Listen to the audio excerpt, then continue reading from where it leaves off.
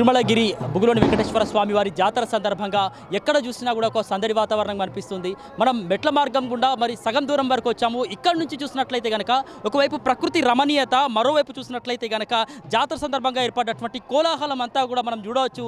ఎంతో సందడి వాతావరణం నిజంగా ఇక్కడ అయితే సాధారణ సమయాల్లో చూసినట్లయితే కనుక మరి ఇక్కడ నిర్మానుష్యంగా ఉంటుంది. మొత్తం కూడా చెట్లతో పచ్చని వాతావరణం ఉంటుంది. అయితే ఎప్పుడైతే బుగులోని వెంకటేశ్వర స్వామి వారి జాతర అయితే ప్రారంభమవుతుందో మరి అప్పటి నుంచి కూడా ఒక చిన్నపాటి పట్టణాన్ని తలపిస్తున్నటువంటి పరిస్థితి అయితే ఉంది. ఒకవైపు ఎగ్జిబిషన్ కావచ్చు, మరోవైపు ఈ జాతరకు వచ్చేటటువంటి ప్రైవేట్ వెహికల్స్ కావచ్చు, లేకపోతే బస్సులు, ఆర్టీసీ బస్సులు కావచ్చు, మరోవైపు చూసినట్లయితే కనుక ద్విచక్ర వాహనాలు కావచ్చు, ఎడ్ల బండ్లు కావచ్చు.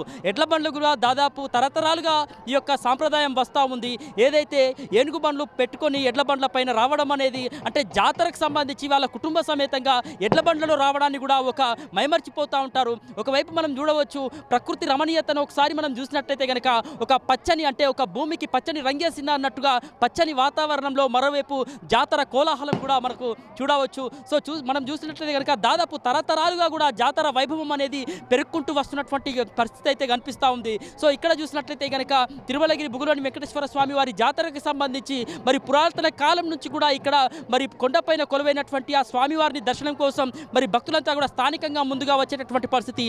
ఆ తర్వాత ఏదైతే మరి రాష్ట్ర వ్యాప్తంగా కూడా మరి ఖండంతరాలు కూడా దాటేటటువంటి పరిస్థితి ఈరోజు బుగులోని వెంకటేశ్వర స్వామి వారి జాతి ఒక ఏదైతే జాతరకు సంబంధించి ప్రఖ్యాతిగాంచినటువంటి పరిస్థితి అయితే కనిపిస్తుంది.